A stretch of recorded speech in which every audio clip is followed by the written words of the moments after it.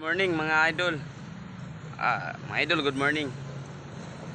Natakaron sa kuano sa may Matina Pangi. No. So karon jogging ta ninyo para exercise. Karon ang oras is alas 7:20 na. So jogging ta ninyo mga idol, nara dire.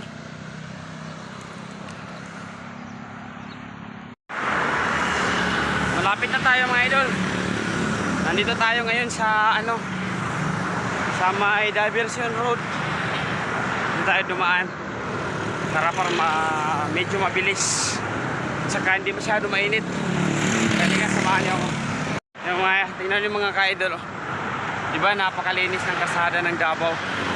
Ay, nagalinis pala doon.